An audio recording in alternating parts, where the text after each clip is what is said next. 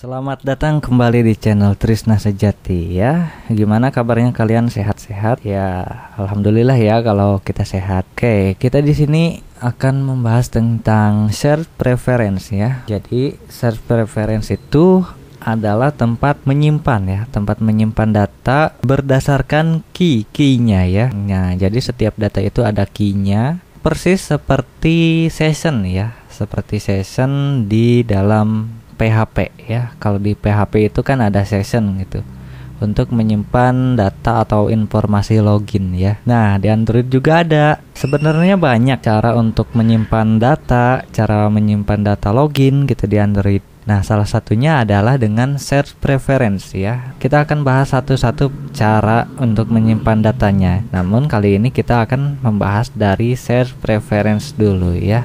Nah, jadi ini itu dipakai untuk apa?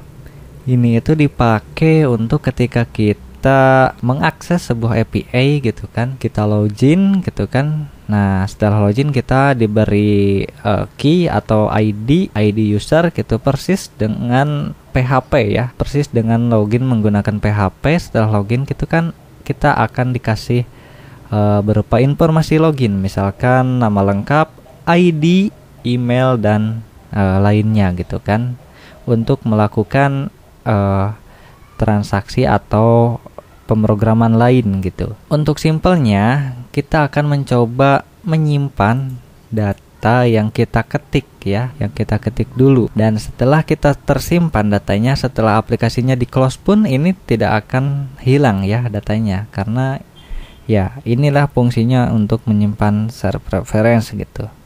Tidak akan hilang datanya walaupun aplikasinya di close dan handphonenya di restart pun datanya tidak akan hilang gitu kan. Nah, jadi kita memulai dari layout dulu ya. Nah, kita mulai dari manual dulu deh ya. Kita misalkan kita buat linear layout ya, yang mudah aja.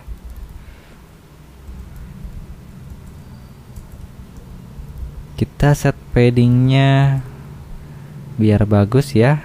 Terus kita buat edit teksnya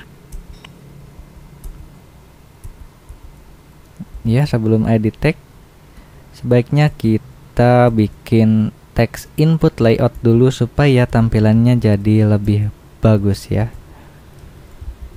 Nah, kemudian baru di sini edit teks. Terus hintnya misalkan ini adalah data gitu ya, data apa yang akan kita simpan nantinya ya. Nah, input tipenya boleh teks aja ya. Kemudian ini misalkan ID-nya data gitu ya. Kemudian kita juga buat yang namanya button ya.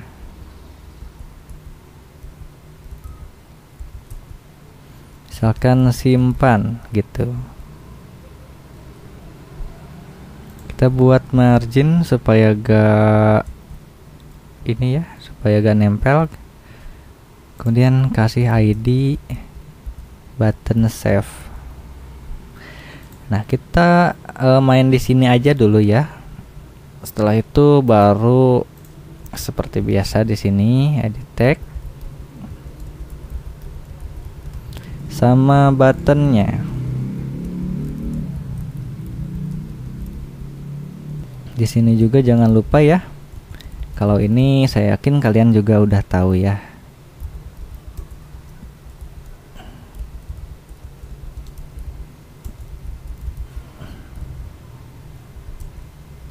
Ups, salah ya. Nah, oke. Jadi untuk mengakses shared preference itu kita membutuhkan kita menggunakan library shared preference-nya ya. Tapi ini tidak perlu menambahkannya di implementation karena sudah ada di Android-nya ya. Jadi yang pertama kali ditambahkan itu adalah ini, private shared preference. Nah, yang ini ya. Kemudian kita bisa namai share preference saja.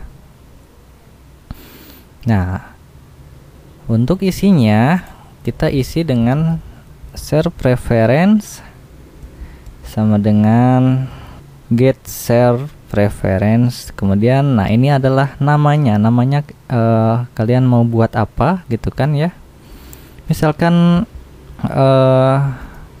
my app data gitu ya.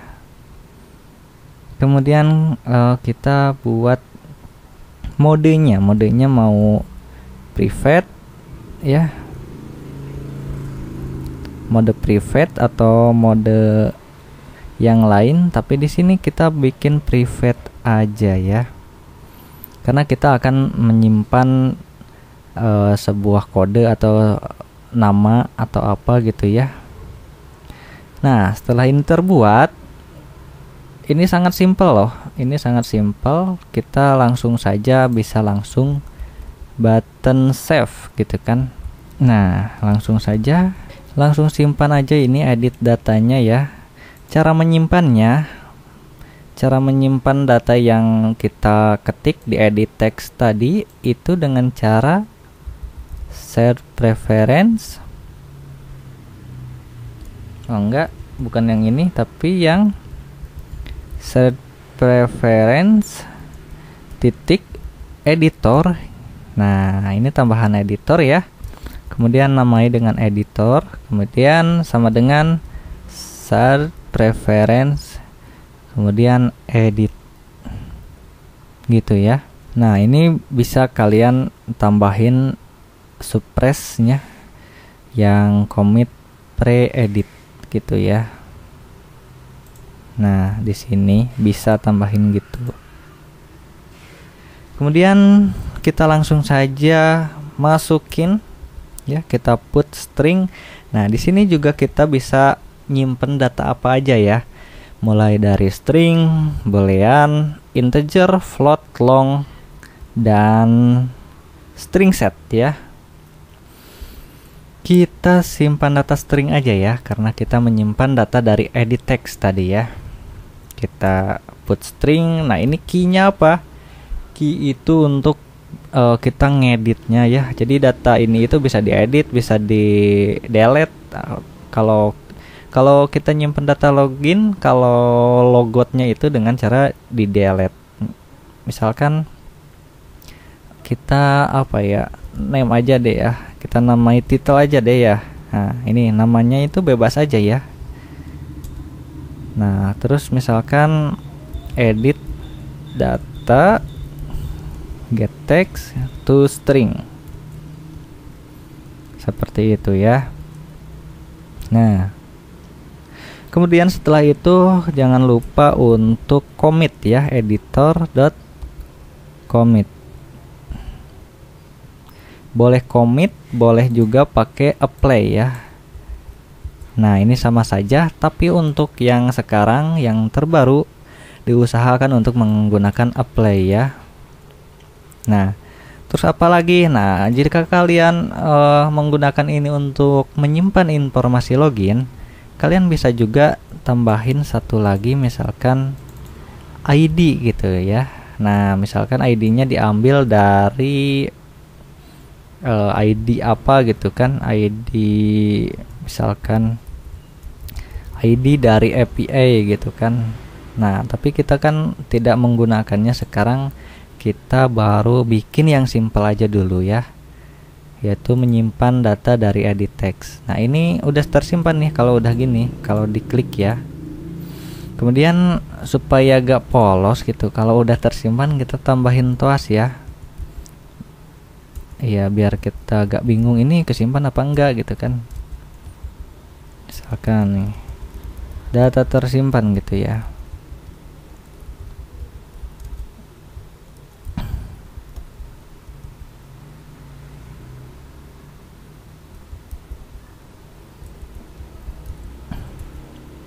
Nah, gitu. Nah, kemudian setelah itu kita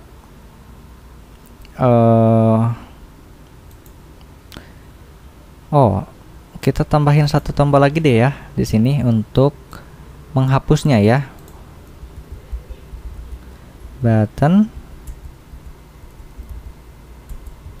hapus gitu ya. Untuk menghapus atau kalau kalian nyimpen data login, ini adalah tombol logout ya. Nah,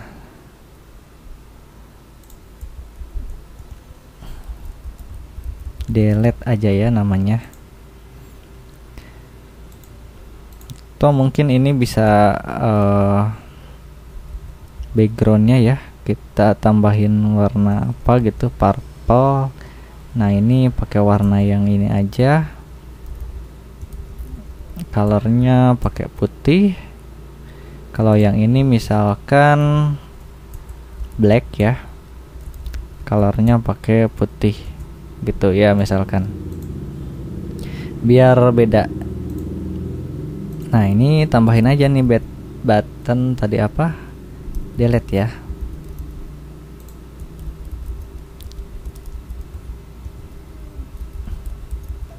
Nah, seperti itu. Nah, untuk button delete itu untuk menghapus data yang ini. Nah, jadi menghapus data itu ada yang namanya menghapus data semuanya. Ada juga yang menghapus data sebagian gitu kan ya. Seperti biasa ya, kita tambahkin kode ini dulu ya, yang editor seperti yang ini. Nah, editor. Nah, ini clear, ini apply. Nah, ini untuk menghapus semua data ini ya. Hapus semua data gitu kan, mau itu data title, mau itu data ID atau data apapun yang kalian masukin sebelumnya, ini akan terhapus semuanya gitu kalau kodenya seperti ini. Tapi kalau kita ingin menghapus sebagian gitu kan, menghapus titelnya saja deh gitu kan ya, ya kita codingnya seperti ini, editor put string misalkan title null gitu ya, di nolkan saja. Kemudian jangan lupa editor apply gitu ya. Nah, jadi ini adalah menghapus sebagian, ini untuk menghapus semua data gitu ya. Nah, menghapus semua data, mau itu title, mau itu apa gitu kan. Ini kan kalau codingan ini untuk menghapus yang kita masukin ini aja. Kalau untuk codingan ini semuanya gitu, ini kehapus, yang kita masukin yang lain juga kehapus gitu kan. Nah, selanjutnya kita pakai yang mana ya, terserah ya, kita pakai yang atas aja ya, biar semuanya kehapus gitu. Ini di komen saja ya, atau juga boleh dihapus ya, atau dihapus gini aja ya, supaya ini menghapus semua data. Nah, setelah itu kita di bawah sini ya, pas instalasi ya, pas aplikasinya kebuka ini, kalau ada data misalkan kan ya, share preference gitu kan, if share preference get string. Nah, ini adalah untuk mengambil data yang tersimpan sebelumnya gitu kan. Misalkan ngambil dari share preference, kita ngambil string. Key-nya apa nih? Nah, key-nya itu adalah key yang disimpan tadi di sini, yaitu title. Nah, kemudian defaultnya apa? Misalkan kalau kita belum masukin data title, kita keluarin data apa? Ya kita nol aja deh gitu kan, nol gitu kan. Nah gitu, jadi ini not nol misalkan ya. Nah, jadi kalau tidak nol, kita masukin datanya ke sini, ke edit data, set text ya, untuk memunculkan data ini ya. Kita boleh copy aja dari atas seperti ini. Nah, gitu ya. Oke, kita boleh saja langsung membukanya ya. Kita langsung saja coba ya aplikasinya. Saya coba menggunakan handphone saya ya. Kalian boleh menggunakan emulator juga. Nah, di sini kalian klik run saja dan tunggu sampai prosesnya selesai gitu ya. Nah, oke, ini aplikasinya sudah tampil di handphone ya. Nah, ini kan karena kita belum memasukkan data, maka data di sini kosong ya, kosong tuh kan, nggak ada data apapun. Nah, kita coba masukin deh, misalkan Trisna Sejati gitu ya. Kita coba simpan ya. Nah, data disimpan gitu ya. Coba kita close ya, close aplikasinya gitu kan. Nah, coba kita buka ya ini. Nah, pas dibuka, ini datanya tetap ada walaupun aplikasinya di close ataupun walaupun handphonenya dimatiin misalnya. Ini data ini tetap tidak hilang gitu ya. Nah, ini fungsinya untuk menyimpan data login atau menyimpan data-data yang ya apa saja yang ingin kalian simpan gitu. Terus kalau kalian pengen hapus, tinggal hapus aja. Ini sama saja dengan logout ya. Kita klik hapusnya, begitu kita close. Maka setelah dibuka, datanya langsung hilang ya, karena di codingnya tombol hapus itu untuk mengclear semua data. Ya, seperti itu ya. Nah, jadi simpelnya seperti itu cara untuk menyimpan data ya. Boleh data login, boleh data apa saja ya. Tapi kebanyakan digunakan untuk menyimpan data login ya, karena ini kan datanya bukan data publik gitu kan, bukan database gitu. Hampir sama dengan cache, session, sama yang lainnya gitu kalau di PHP. Nah, kalian bisa mengembangkan ini ya. Mengembangkan ini untuk menyimpan misalkan di aplikasi kan ada tampilan profil gitu kan. Nah, supaya profilnya gak ngambil dari database terus, ya simpan saja di sini gitu. Supaya tidak ngambil dari database terus. Misalkan seperti nama lengkap, alamat email, nomor telepon yang sewaktu-waktu pasti ditampilkan gitu. Ataupun ID ya, ataupun ID login atau ID user.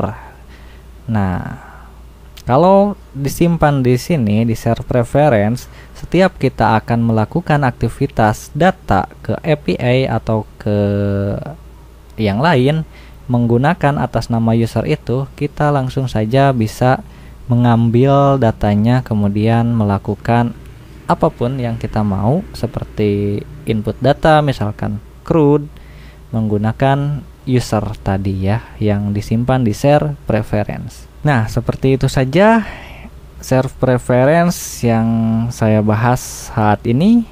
Semoga bermanfaat. Cukup sekian dari saya. Semoga kita sehat-sehat terus ya. Oke, sehat-sehat terus ya. Sebentar lagi bulan Ramadan ya. Berapa hari lagi juga bulan Ramadan. Oke, selamat mempersiapkan bulan Ramadan bagi yang menjalankan ya. Oke, demikian dari saya. Semoga bermanfaat. Kalau ada yang perlu ditanyakan, silahkan tanyakan di kolom komentar ya. Dan sampai jumpa kembali di video-video berikutnya.